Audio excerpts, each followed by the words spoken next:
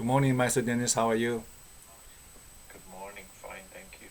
Okay, How we're about you? on page 223, item number 109. This is about filial piety and kingship, parents and siblings. However long or short a person's life may be, they are bound to fall ill sometimes. A Junzi, a son of the royalty or a child of the king, a Junzi ponders that once life comes to an end, it cannot be recovered. Thus, one should fulfill filial duties to his parents and brotherly duties to his elder siblings as soon as he is capable to do so. If one's parents have passed away, how could his wish to perform his filial duties be fulfilled? When they are getting on and wish to respect their elder siblings, is there anyone more to whom they could show their respect? Thus, these are lost opportunities to perform filial duties to one's parents and to respect one's elder siblings. Probably this is the scenario they were talking about. Page 225. Confucius said King Wu of the Zhou dynasty and Duke of Zhou truly understood the way of filial piety that should be undertaken by a child. A filial person can be described as someone who is good and passing on their ancestors' aspirations and continuing their undertakings. Page 227. Confucius said, ancient sage kings showed utmost filial piety when serving their parents, so they were perceptive when serving heaven, as they understood and followed the law of heaven. They showed utmost filial piety when serving their mothers, so they were perceptive when serving the earth, as they understood and followed the law of earth. The relationship between the older and younger generations in their families was harmonious and in accordance with proprieties. Hence, the superior-subordinate relationship was also very orderly. Understanding the laws of heaven and earth would move the celestial beings and enable people to clearly receive their blessings. Hence, even if one were to hold the noble status of a ruler, he still needs to revere certain people, treating them as if they were his father.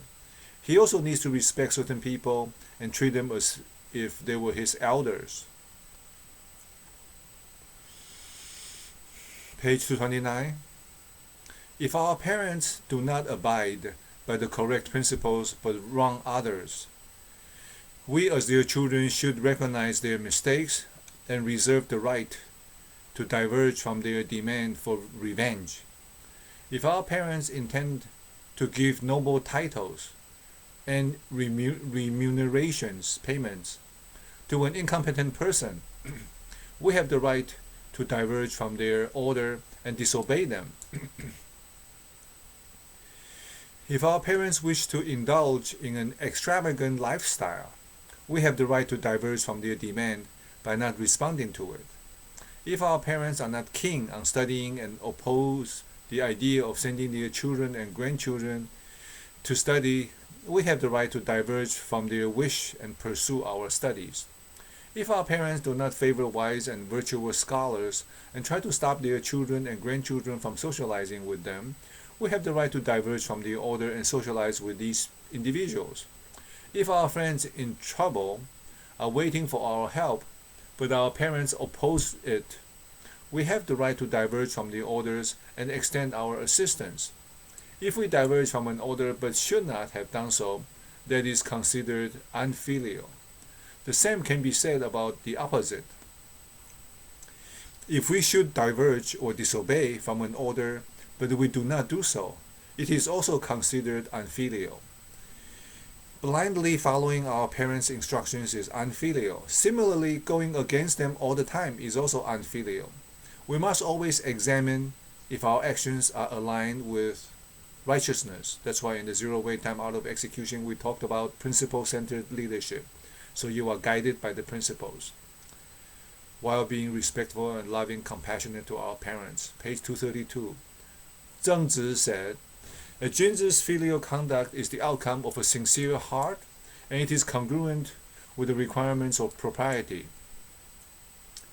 Thus, when speaking to unfilial children, one would not bring up instances of irresponsible parents.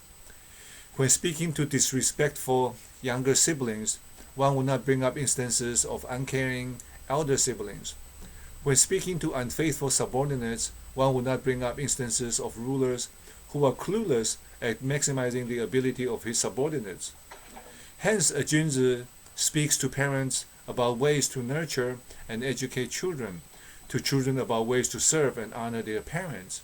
So elder siblings about ways to love their younger siblings, to younger siblings about ways to respect their older siblings. To a ruler about ways to treat his subordinates in accordance with propriety, to subordinates about ways to serve the ruler faithfully. The filial conduct of a Junzi is manifested in the respect, loyalty, and love for all. If this were not the case, human relationship would become disorderly and society would end up in chaos. So there's variation and different needs and different angles and different perspectives, and that's why the Buddha taught for 49 years to talk to all kinds of different people at all different stages of development. Page 234. Filial piety will permeate heaven and earth when it is established, spread to the whole world when it is disseminated, and maintain its constant existence when passed on to the future generations. These are the circumstances described in Xi Jing. From west to east and from north to south, all would abide by it. And the idea of this love for the parents and the siblings will extend to somebody of our parents' age and our siblings' positions.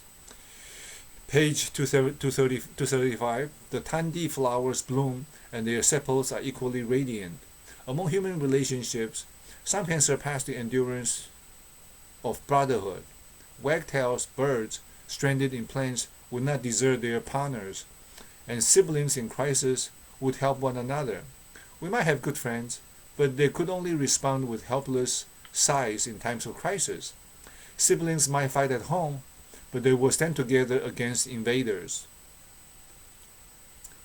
Page 237. Advising Zhang Zong, Hui Bo said, making a funeral arrangement is the last thing you can do for your family members. Despite starting off on bad terms, a friendly ending could be possible. Shi Yi once said, every one of the siblings should try his best to show his goodness to one another. Among themselves, the siblings should help the poor, congratulate the festive celebrants, and relieve the disaster sufferers. They should assist in preparing ancestral offerings so as to show respect. On the occasions of one's passing, they should offer their condolences. Although siblings may not live in harmony on account of grudges born, yet they should not sever their mutual affection. This is the way to bring members of a family together. Page 239. A benevolent and compassionate person would love others. A righteous person would abide by the correct principles. Moving on to Esteeming Virtues, Chapter 3, number 118. Page 241. Benevolence and Righteousness. Mencius said, it is by benevolence that the three dynasties gained the throne, and by not being benevolent they lost it. It is by the same means that the rise and decline, survival and downfall of the feudal states are determined.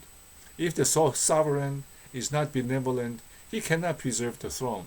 If the head of a state is not benevolent, he cannot preserve his rule. If a high noble or great officer is not benevolent, he cannot preserve his ancestral memorial hall. If a scholar or common man is not benevolent, he cannot preserve his life.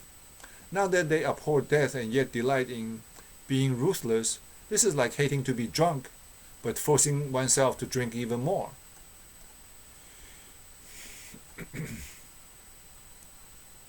Page 243. In the past, sages deemed a benevolent government in order to bring benefits to all the people. If benefits could not be achieved for the time being, they would still carry on a benevolent rule for the betterment of the people. If there were any outcasts, it is as if the sages had committed an act of throwing these people into the gully. A benevolent person puts himself into others' shoes. He does not do to others what he does not want done to himself. Understanding his own needs, he will try to meet the same needs of the populace. If he aspires to propagate filial piety, which he upholds dearly to everyone's parents, no children will lose their guidelines for serving their parents. If he aspires to propagate the joy of family ties to everybody, no father will lose the joy of having a family.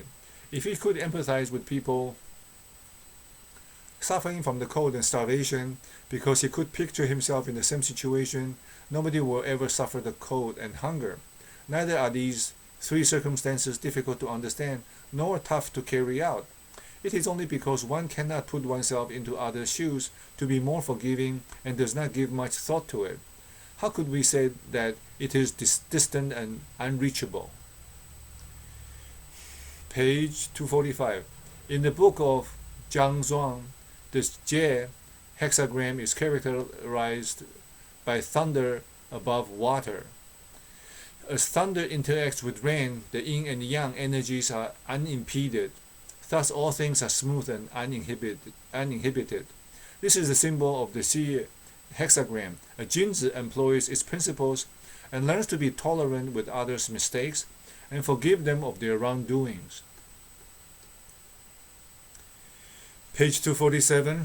The imperial chief was responsible for the ruler's meals and drinks, slaughtering animals and preparing fine food for him.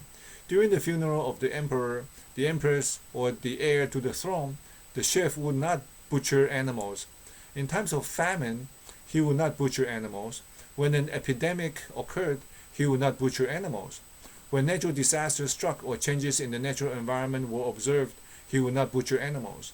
When the country was invaded by enemies or convicts were given death penalties, he would not butcher animals. Killing, I guess you reap death.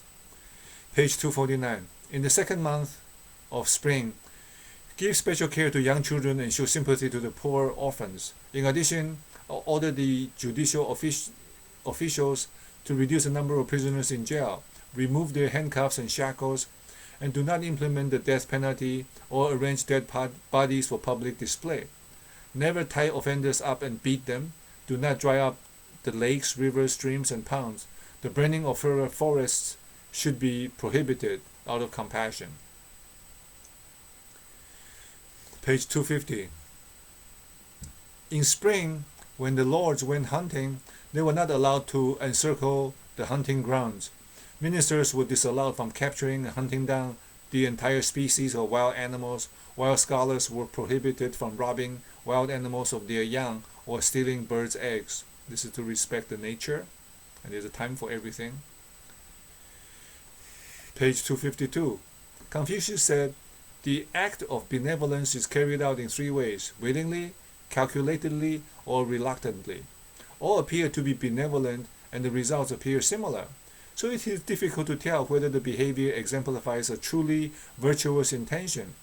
However, when personal profits are at stake during the practice of benevolence, different reactions would reveal whether one is truly benevolent. Truly virtuous people would practice it easily and naturally. The wise practice it for the sake of the advantage it brings, and those who fear the guilt and punishment of transgression practice it reluctantly. And truly virtuous people would practice it easily and naturally. Page 254. Duke Jing of the state of Qi asked Yang Zi, is there a method to ensure that planned tasks are realized and all jobs are successfully completed? Yang Zi replied, yes, there is. Duke Jing asked, then tell me what is the method? Yang Zi said, if the planned task is congruent with righteousness, it will definitely be realized. If a task accords with public interest, it will definitely succeed. If one strategizes against righteousness and does things against the people's wishes, a long-lasting administration is something unheard of. In the past, when the Shah, Shang, and Zhou dynasty prospered, the respective rulers often considered whether the strategies made went according to righteousness and whether the jobs carried out went according to people's intentions. When these dynasties met their respective downfalls, their strategies had deviated from righteousness and the jobs done had brought harm to the people. Hence, following righteousness and going according to the people's needs and wants is the correct method to strategize and to get work done. Page 257. A Junzi is approachable, but he will not slight people when they get close to him. He is afraid of disasters, but it is difficult to use threats to make him give in. He enjoys benefits, but will not compromise righteousness for the sake of personal profits. If the present circumstances are tumultuous, he will not diverge from the correct path and attempt to take the easy way out. Even when external circumstances make him feel at ease, he dares not remain in his comfortable state. As a result, proprieties are established. Even if he has personal preferences over certain matters, he does not allow himself to obtain them as he pleases. As a result, righteousness is established. True righteousness is the restraint of one's cravings to protect oneself. Propriety is a regulation of one's temperament to achieve rationality, and the art of execution is actually designed for somebody to be able to survive in a dysfunctional and negative situation. Page 258. Natural disasters are common and take turns to happen in different places. Extending help to disaster-stricken areas and providing financial assistance to relieve neighboring countries are acts of righteousness. Those who do things according to righteousness enjoy good fortune. Fortune Cookie Wisdom says the same thing. Page 259. In the physical and mental cultivation practiced by a Junzi, nothing is more important than sincerity. Sincerity underlies a Junzi's embrace of all things. Heaven speaks not, but human beings esteem its loftiness. Earth speaks not, but human beings esteem its grandeur. The four seasons speak not, but human beings anticipate their arrivals. This is because all of them exemplify utmost sincerity. And Monk Jinkong says, when you chant Amitabha and so on, every percent of sincerity you have, you will reap that result. Page 261. As heaven and earth demonstrate their sincerity and trustworthiness, the cycle of the four seasons will not violate its regularity. As the sun and the moon demonstrate their sincerity and trustworthiness, night and day would alternate regularly. If the king abides by sincerity and trustworthiness, all the states would be secure and stable. If the lords uphold sincerity and trustworthiness, their ducal states would be peaceful and harmonious. If a Junzi practices sincerity and trustworthiness, he could establish himself in society. In the ancient times, it was the duty of the wise kings and virtuous subordinates to educate the people and improve the social customs. Deviating from society and trustworthiness, but bringing stability to the country and governing it well is thus far unheard of.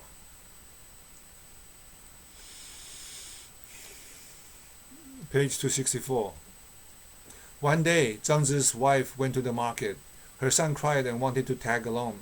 The mother told the son, "Go home and wait for my return, and I will slaughter a hog for you to eat." Zhangzi's wife returned from the market and saw Zhangzi getting ready to catch a hog for slaughtering. She stopped him and said, "I was only joking with our son." Zhangzi said, "Children have no knowledge until they learn from their parents. Now that you have deceived him, you are teaching him to deceive others. When a mother lies to a child no longer trusts his mother. This is not the way to teach children." Hence, Zhangzi began slaughtering the hog. Page 265. Forgiveness is to have personal consideration for others by putting oneself into their shoes. If there are things we do not wish to accept, we should not impose them on others. If we dislike other people's bad habits, we ought to eliminate ours first. If we hope that others could achieve something, we must first be able to achieve it ourselves. This is su, or forgiveness. Page 266, and actually I totally agree with that, right? As a manager, project manager, I never push my people, my team against the wall, or ask them to do something that cannot be done, especially when I know I cannot do it, I know it cannot be done. But unfortunately, many places they know it cannot be done, but they have to give you a performance appraisal, and somebody has to be beaten up for them to show that they are doing their work. And I'm not judging, I'm just saying this is my perception of management in quite a few places. Page 266. Serving both parents without gaining their understanding is imperfect filial piety. Serving the ruler without gaining his understanding is imperfect loyalty. Socializing with others without gaining their understanding is imperfect trustworthiness. So mutual understanding is very important. 267 page. When a Junzi holds office, he is revered.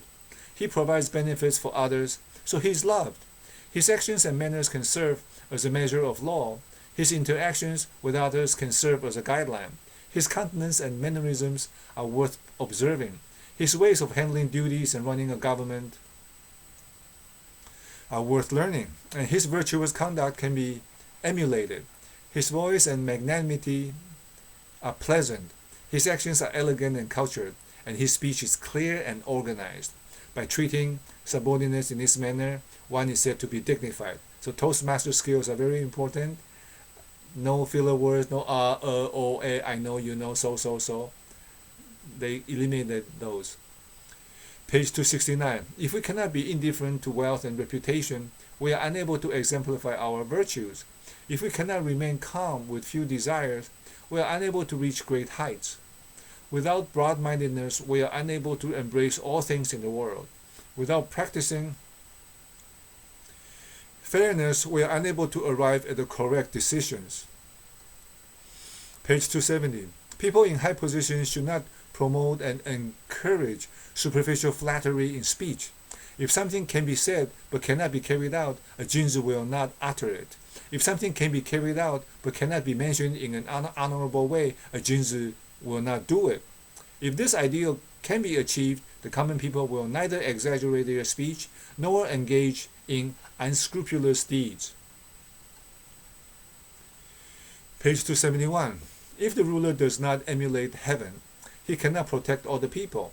If he is not as broad-minded as the earth, he cannot support all things. Mount Taisan has no preferences over its soil and rock. Thus it is able to achieve its towering height. Rivers and seas are not selective when it comes to streams. Thus they are able to achieve their magnificence. A ruler entrusts himself to heaven and earth, and since his magnanimity is like the extensiveness of heaven and the generosity of the earth, all things could thrive. The mind is employed in the same manner as the mountains that do not discriminate the tiniest specks of dust, or the rivers and seas that do not choose streams. Thus the country would become wealthy and prosperous. Page 273. King Zhao of the state of Chu bestowed gifts on Du, Jing, Wang Su, Yu, Xuan, and a whole bunch of people. GC said, please do not bestow any gifts on Dong Hui, because earlier Dong Hui plotted to kill King Zhao. King Zhao said, he has done me great favors, and that is sufficient to cancel past grudges that were insignificant. This conforms to the principle of righteousness and honor. Don't be held hostage by the past. Page 275. Human beings are disposed to favor kindness, not force. This is why the ancient sage kings were always unassuming in words and in deeds. They were held in high esteem and never disliked because their staunch supporters felt no pressure at all. They had wisdom and goodness to spare and were peaceful with nature. That being so, understanding that giving is receiving, and that yielding to others is actually staying ahead of the game, will bring one closer to the Tao.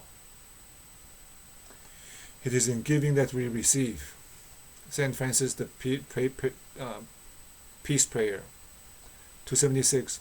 A learner ought to constantly reduce his arrogance and egotism, and always remain modest and receptive towards everything. The law of nature is as follows. All things, when developed to its extreme, will go in the opposite direction. Remaining arrogant and enjoying a long-lasting reign is unheard of. Hence, those who think highly of themselves cannot take heed of any beneficial advice in the world. Rumi, from Sufism, a Persian poet. Sufi is the mystical branch of Islam, like Tibetan Buddhism is the mystical branch of Buddhism. Rumi said, knock down the idol your students make of you. So when somebody respects you, don't accept it. Because once they respect you, you can become egotistical, and they will expect you to be a saint and holy. And when you show any kind of human mistakes, you are ruined. So better don't play that game. Page 277. Seeing things from others' perspective without attachment to personal biases will enable one to observe things clearly.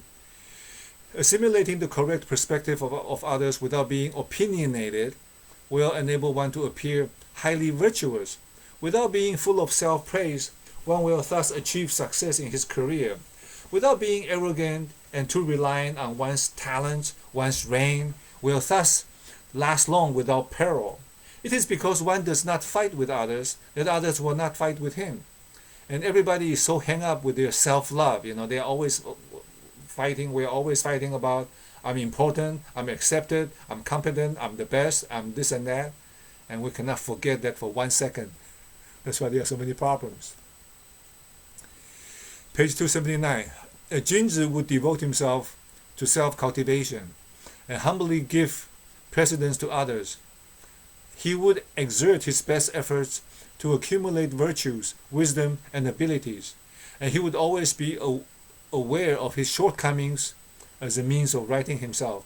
And that's why they kept on talking about the ruler should have good ministers who will remonstrate with him and tell him, hey, look, this is wrong, and debate and argue to convince the ruler. Page 281. The book of Jingzhuang explained Chen humility hexagram as follows. The Jian mountain lies below the earth, Kun. The mountain appears concealed within the earth, symbolizing that great talent and virtues are hidden. Therefore, it is called humility. In accordance with this, a Jinzi diminishes his excesses to augment his insufficiencies, thus creating a just balance. And Lao Tzu says, when the tree is huge, it catches the wind, will push you over. And when you become too bright, too smart, when you have reached the top, you can only come down, duality. And when you become so smart, so good, people will become envious. They're going to come after you. So better just keep a low profile and live your life. Page 283. The luster of humility and benevolence is greatly commended in the book of Zoe. Situations that led to overflow due to excess are heeded by the Taoists. Thus, the greater the blessing a Jinzi received, the more vigilant he would be. The higher his official position, the more humble he would be. He will learn from the ancients and his contemporaries, and every action is taken in accordance with principles. Inscriptions on tables, walking sticks, plates, and jars would remind him to act cautiously, and he would not dare to slight others, disrespect other people. Thus he could bear multitudes of good fortune and bestow lasting prosperity on the people. So they say, Chinese people have a saying, a cliche, when the virtue is so thick, you can carry things on it. Similar to the concept here. Page 285. When they consider whether to forge ahead or fall back, people often make the mistakes of weighing their self-interest rather than the possibility of failure. They merely see the benefits that can be obtained, but do not weigh the damages their actions might bring. Yep, I was so much like that. Even now, I'm still like that in some ways. Therefore, any little action taken would bring risk and humiliation to oneself. In the past, three-time Prime Minister of the state of Chu, San Shu Ao, became more and more humble. Each increase in salary was balanced by more extensive donations. The higher his position, the more respectful and humble he was in dealing with others. Confucius' ancestor Zhao Guangfu was humble and respectful in his strides. Yang Yin refused to receive thanks rewarded by the king. Both men were unconcerned about wealth and fame. They humbly occupied important positions and safeguarded the founder's enterprise. These should be the fundamental characteristics that a subordinate should possess. Page 286. Emperor Shang advised Yu. Neighbors. Shang was cautioning you to be vigilant when selecting ministers close to him. Duke of Zhao advised King Chen of the Zhou dynasty, "Die friends. It was meant as a warning for King Chen to be circumspect when selecting people with whom he socialized. Confucius said, page 287, there are few tasks that cannot be accomplished when one remains circumspect in carrying them out. The book of I Ching said, if we can handle things from the beginning until the end as watchfully as stepping on a tiger's tail, then all will be auspicious and favorable. If all the officials in the country could remain cautious in their undertakings, as if stepping on a tiger's tail, is there anything that cannot be well accomplished? Caution.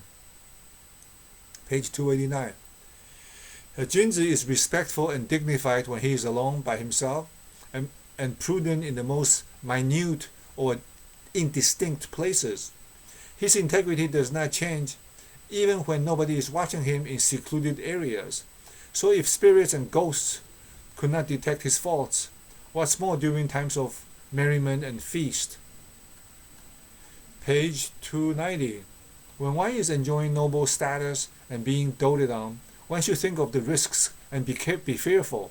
All things ought to be revered. If one were afraid of nothing, he would be entrapped in an abysmal situation. Fear. It's healthy to be careful. Page 291. A Junzi measures himself by being cautious in everything possible. If he is virtuous, he cautions himself that not everyone will like him because of this.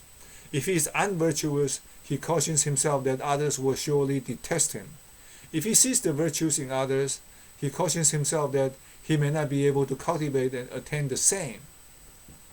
If he sees the unvirtuous behavior of others, he cautions himself that if he does not raise his sensitivity, reflect upon his conduct, and correct his mistakes, he will end up just like them. Page 293. If we allow our sight to wander off, we will lose control. If we allow our hearing to wander off, we will be perplexed. If we allow our lips to speak rashly, it will bring disorder. These three gateways must be safeguarded carefully. I have a friend, your dad and I have a friend from Iran Zamin, and we are in touch with him on the Line app or WhatsApp. And he sent me a video of somebody in China. They use a car, kept on running a guy over. And I said, don't watch this. Don't watch it. Don't watch crazy, like a little kid putting a frog in the mouth. Those kind of very abnormal things. Don't watch it, because the mirror neurons in the brain are firing. So when the parents are fighting, the baby is watching, taking it in. The brains are being formed through the mirror neurons in the brain. It's actually creating habits. So I said, don't, please don't. Page 295. A skilled statesman knows that every job is important, so he would prepare everything possible to facilitate the work. He also knows that every piece of good advice is important, so he pays attention to both good and bad advice to make sure he does not miss out on any good advice. A person who does not understand governing would overlook a small but important matter without which many tasks could not be completed. He carries out the task for which he deems mistake is insignificant, only to find out that one small mistake will leave all that is correct to be lost. Page 297. In the book of Zhang Zhuang, The image of the E hexagram shows thunder at the foot of a mountain, symbolizing nourishment. Likewise, a Junzi is discreet in his speech and moderate in eating and drinking to remain fit. Page 299. The imperial literary scribe and the imperial surveillance officer presented a joint memorial to the king, praising Cao Gang's virtues. Upon hearing this news, Cao Gang was shocked and reprimanded the scribe by saying, "Cultivating one's mind and remaining upright are nothing but an ordinary person's conduct. The fact that you have reported this to the imperial court will only increase my burden. Moreover, if I had virtuous conduct, why would I even be worried that others are oblivious to it? You are anxious to praise my virtues, but this brings me no benefit." That was the extent of Cao Gang's cautiousness. Yep. Sometimes being below the radar screen, do what you need to do and just to be left alone, that's actually is a blessing. All these praises, you live in social mirror, you live in people's opinions of you. I want to be respected, I want to be loved, I want to be adored. That's just, illusion on top of illusion. Life is already illusory. Now we add layers of illusions on top of that. Page 300. A Junzi is cautious when it comes to choosing friends. Befriending a Junzi can be likened to days extending to become longer seasons. One's virtues continue to improve unknowingly.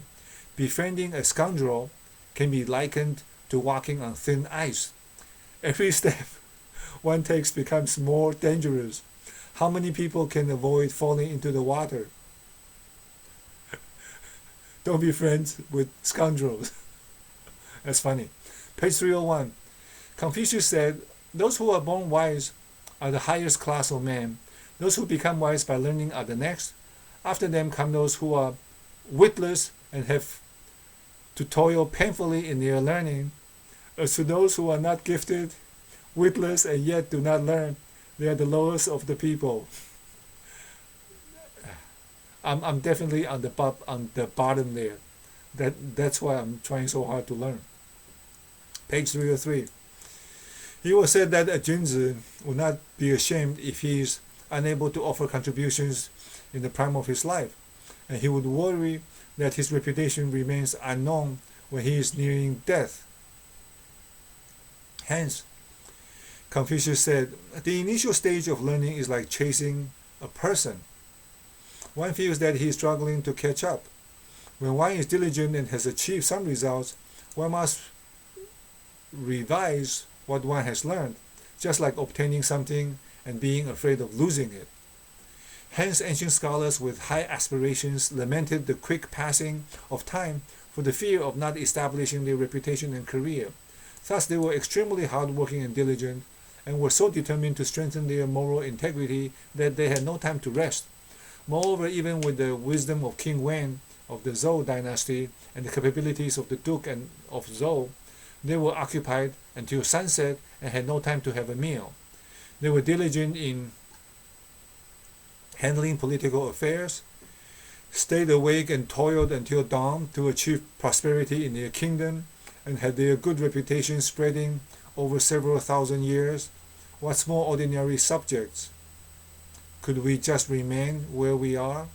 FDR, Franklin Delano Roosevelt, as a president, he served 3 terms, and towards the end he was traveling to Europe, Churchill, Chiang Kai-shek, and Stalin, meeting with all these people. When he came back, he goes, "I'm so tired, I'm so exhausted." That guy worked hard, man. 305. Zisha said, in serving his parents, this person exerts his greatest efforts. In serving the ruler, he devotes his undying loyalty. Esteeming virtues above his physical safety, in his interaction with friends, he is sincere and trustworthy. Such a person, even if he may claim that he is not learned, I will certainly say that he is. Page 307. Those who are skilled at learning will turn to the conduct of the ancient sage kings to explain the doctrines. Those who are skilled at enlisting external help, would turn to others' wisdom to cope with all the situations in life. Consequently, relying on others' eyes enables one to see beyond two views. Relying on others' ears enables one to hear more than two sides of every opinion, while relying on others' wisdom to deliberate enables one to understand more than two sides of a coin. Page 309. The Book of I Ching contains profound knowledge that sages employ to do an in-depth examination of the cosmos. It demonstrates a thorough understanding of the cosmos, thus all the aspirations and perceptions of the people are known. It allows one to maintain a vigilant and pure mind. Hence one is eternally inclined towards the auspicious, digresses from the misfortunes, and achieves success in every undertaking. It is wonderfully connected to the way of the universe, thus haste is unnecessary. Things will be accomplished quickly and no subjective action is required to achieve this goal. Page 311. Everybody knows that studying is beneficial, and yet one does not pursue his studies because he is obsessed with seeking fun. People often impede useful endeavors with unbeneficial endeavors, hence their wisdom is not extensive, and they do not have sufficient time because precious time is dawdled away. If the energy spent to dig a scenic pond is used to plow the fields, then wastelands can be reclaimed. If the effort to pile up soil to build a palace is used to build and repair embankments, water will be sufficient. If money used to feed pet dogs, horses, and swans and geese is channeled to support scholars, one's reputation will become glorious. If the time spent on hunting and betting is used to study the classics such as the Book of Odes and the Book of History, one will acquire extensive knowledge. And even for us to do this, it's very auspicious for you. We have 7 weeks and counting. So that energy, we'll talk about this towards the end. It's very auspicious energy and so on. Page 312. Confucius said, learning virtues without cultivation, acquiring knowledge without thoroughly discussing what is learned, not being able to move towards righteousness from the knowledge gained, and not being able to rectify one's faults, it is these thoughts that disquiet me. People say about me, I know a lot, but I do little compared to what I have studied.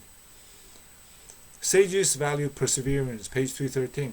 Perseverance will give virtues a solid foundation. Sages persist in their ways, and people throughout the land will become civilized with good customs. Without perseverance, virtuous education will never be accomplished, and the lack of virtues will never bring long-lasting governance. Page 315. The sages focused on learning before they turned 15. Gathering with like-minded people to share their knowledge and study together, constantly striving towards self-enhancement and showing continuous improvement in their conduct and virtues as they grew older. However, it was only when they reached 70 that they could follow the dictates of their hearts, for what they desired no longer overstepped the boundaries of propriety. For people whose speech and conduct have yet to conform to the standards, could they afford not to encourage themselves to work harder? So it's about conditioning. Page 317. The way to truly convince people is this. While one occupies a high and honored position, he will not slight others. While he may be smart and intelligent, he will not embarrass others. While he is quick-witted and sharp, he will not contend with others. While he is strong and determined, courageous and brave, he will not use this to harm others. Whatever he cannot understand, he will seek answers. Whatever he cannot accomplish, he will seek ways to learn. And even when he possesses the ability, he always remains humble and tolerant.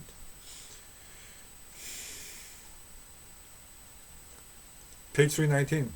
When one's virtuous deeds convince the public to follow his footsteps, when one's fine craftsmanship inspires improvement in the public's artistry, only this can be considered the virtuous among the virtuous and the skilled among the skilled. What is valuable in the sage's administration is not that they can rule the country independently. Instead, it is because they are able to rule the country hand in hand with the public. What is valuable in a skilled artisan's work is not his delicate craftsmanship. Instead, it is how he can help others produce refined crafts. Like you want to become a team leader, lead and train other people. Page 321. The description of the Tonglen hexagram, fifth line is, line 5, the respected ruler secures his position, but before unifying the people there were some obstacles. Thus loud cries were made, and his sincerity touched others. Finally, great harmony is attained, and joyful laughter is heard. Confucius extends this theory by saying that the way of the Junzi is either to step forward and serve the world, or remain in hiding and engage in self-cultivation, either remaining silent or speaking up. If two minds unite as one, its sharpness is sufficient to cut through solid metal. Uniting the minds means that two people are sincerely dedicated and united, thereby achieving like-mindedness, and the fragrance emitted is like that of an orchid. So, a Junzi either step forward and serve the world, or remains in hiding and engage in self-cultivation. The Buddha says if you do good deeds as numerous as there are sands in the Ganges River, it is not as good as focusing on your own enlightenment, because heaven and earth will pass away. Everybody alive today will be dead 100 years from today. So you are doing good, but it's perishable karma. And the true good is to get out, to be able to become a Buddha or Bodhisattva. Then you can do real good, but or the other is secondary. And going back to the art of execution, right? The Buddha says, if something is, if you walk there, somebody is hungry, then you got some food, then you share half. But you don't have to say, oh, let me go to this house, to this company, and get this much bread. Let me go find this many hungry people and feed it to them. Because then you have to worry. You lose your peace of mind. And the Buddhist path in Mahayana is to exit. Hinayana is how to live a happy human life. But Mahayana is to just get out. Get out of this infinite cycle of reincarnation. So very similar principles. Page 322. As a Junzi does not engage in empty talk to please others, the culture of loyalty would arise among the people. The Junzi shows concern for those suffering from the cold by offering them warm clothing. He shows care for the starving people by providing food for them. He commends virtuous people who are adept at handling matters by offering them suitable official positions. Page 323. There was a person on a boat who met with a storm. He grew fearful when he saw the waves crashing towards him, and he jumped into the ocean and drowned himself. While he was not clinging objectively to life, it was the very thought of death that made him lose his senses. He had forgotten that there was a chance of survival. The desires of human beings can be likened to this. Thus, rational people do not seek achievement by sheer luck, and graciously accept their blessings. They will not abandon what is theirs, but they will certainly not ask for something that is not theirs. It is like enjoying abundance that does not overflow, and have eternal peace and remaining content very easily.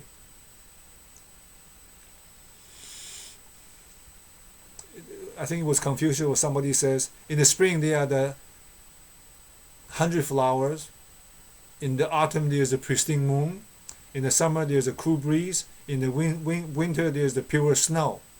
If your mind is not clouded by unnecessary things, this is the best moment of your life.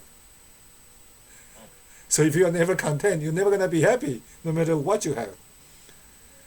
Dao Guang often said that, page 325, King Yu was a sage, and he cherished every second of his time. Ordinary people, therefore, have no excuse not to cherish every second of their time. How could they indulge in drinking and mindless fun, being alive and contributing nothing to the country and society, or being dead and falling into oblivion without passing on a good reputation to the following generations is called self-destruction. Very high bar. Page 327. The purpose of writing books and devising theories is to propagate the correct worldly path. explain the principles behind the sage's culture, inherit the righteous principles behind each matter, gradually examine humanity, record and explain the truth, and point out mistakes.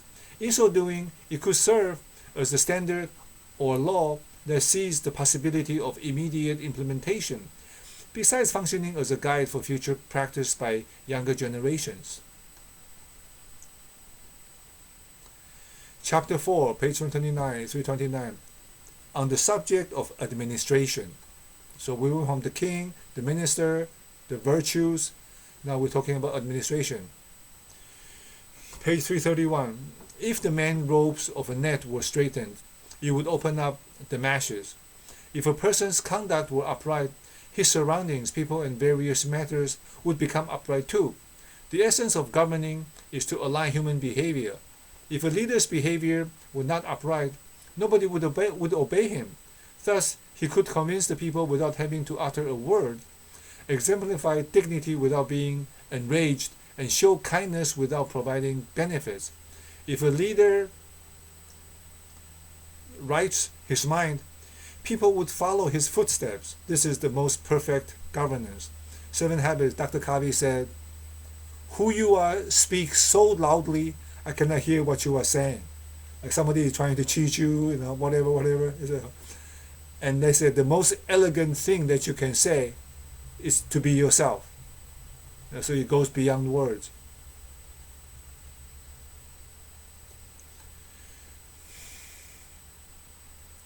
Page 333. The purpose of uniting a country is to ensure that laws are followed and prohibitions are observed across the country. During the reigns of King Ji of the Xia dynasty and King Zhao of the Shan dynasty, laws were violated and prohibitions were not observed. That was why these rulers could not unite the populace and gain their support. When our eyes see beautiful things, but our conscience tells us that seeing them does not concur with morality, then we do not dare to look at them. When our mouths taste delicious food, but our conscience tells us that eating it does not concur with morality, then we do not dare to consume it. When our ears hear beautiful sounds, but our conscience tells us that listening to them does not concur with morality, we do not dare to listen to them. When our bodies feel comfortable with certain things, but our conscience tells us that using them does not concur with morality, then we do not dare to use them. It is obvious that obeying laws and observing prohibitions have to come from the mind. Thus it is said, the mind is the master of all one's speech and actions. If a ruler governs a country based on his own intentions, and his intentions are impure, his country will be plagued by disasters. If the local officials govern the administrative district based on their own intentions, and their intentions are impure, the area governance will be chaotic. Some companies are like that. If an individual conducts himself and deals with matters based on his own intentions, and his intentions are impure, he will risk losing his life. Fortune Cookie Wisdom talks about how your life gets cut short. Page 336, about 10 more minutes. To change the social customs, it is necessary to go to the root. There's a record in the Zhou saying, the king of the state of Wu favored skilled swordsmen, so there were many wounded men among the populace. The king of the state of Chu favored small waists, and many of the court maids starved themselves to death. In the city of Chang'an, there was a maxim: when high hair buns were in vogue among the city folks, the country folks from various corners would wear their buns as high as 1 foot. Qi is a foot, 12 inches. When thick eyebrows were fashionable among city folks, the country folks would paint their eyebrows until they covered half of their foreheads. When long sleeves became the trend among the city folks, the country folks would use a bolt of cloth to make the sleeves. These were jokes that correspond so precisely to the facts. Page 337. When a wise ruler occupies a high position, his officials will neither abuse the law nor seek personal profits. When the people are aware that serving the officials brings them no benefits, they will not use material things to bribe the latter. If a ruler can treat the people fairly and justly, like the weight and the weight beam, then treacherous people will not be fraudulent. Thus it is said, with the fairness of the weight and the weight beam, it is impossible to deceive people, the scale, so they don't cheat on the scale. And Prime Minister of Singapore, Lee Kuan Yew, his platform was no corruption. Him and his entire team wear white shirt, white pants. And eventually somebody in his ministry were caught in corruption. And the person said, "Can I see you?" And Lee Kuan Yew said, "No, I cannot see you right now because you are on trial. And if I see you, I have to be a witness." And the man committed suicide. I don't know if I mentioned it to you, for corruption. And he left a note as a gentleman. I shouldn't have done that, so he took his own life. Page 340. Duke Ai of the state of Lu said, "The way you taught me is already quite complete, but the question is, where do I begin?" Confucius said, "The cultivation of a loving attitude begins from serving one's parents, and it can impart harmony to the people. The cultivation of respectfulness begins from serving one's elders. Then it can impart peaceful compliance to the people. If a leader plays an exemplary role to educate and transform others through love, respect, and harmony, the people will pay attention to being filial to their parents. If a leader plays an exemplary role to educate and transform others through respectfulness towards seniors and teachers, the people will listen to his orders. Ruling on the basis that the people are filial and respectful towards their parents and can respectfully obey directives, nothing is unfeasible." Page 341. Confucius said, "If the leader esteems propriety, the people will not dare to be irreverent. If the leader esteems righteousness, the people will not dare to be disobedient. If the leader esteems trustworthiness, the people will not dare to be insincere. When the leader exemplifies these virtues, the people from all quarters will bear their children on their backs and come and pledge their allegiance." Page 342. If a ruler lacks virtues, the populace will have resentment. If a ruler lacks benevolence, the populace will engage in disputes. If the ruler is not righteous, the populace will rebel. If a country has no system of proprieties, the populace will be chaotic. If these four guidelines are not established, there is no Tao. The absence of Tao without perils has thus far never happened. And the zero wait time out of execution is about 200, 80 pages now. So the point being, that actually was created out of rebellion. The situation wasn't right, so how do you survive? What do you do? So if such situation, such companies did not exist, then there wasn't anything to write about. Page 343. When King Zhen of the Zhou dynasty asked Jun Chen, the son of the Duke of Zhao, to succeed his father to govern the rebellious Yin subjects in Luo Yi, Tang of Law, he advised Jun Chen, "Before ordinary people see the way of the sages, they do not believe they can see it. However, when they finally see the way of the sages, they cannot abide by it. You have to take this as a lesson, because you are the wind and the populace is the grass. The grass moves according to the wind. Therefore, you must cautiously do things according to the way of the sages." Same thing with the parents. The children are being programmed. Page 346. An army serves to keep peace, not to incite riots. Music serves to nurture a peaceful state of mind, not to encourage indulgences. Funeral services are conducted so the sorrow can be fully expressed, and by no means done with pretense.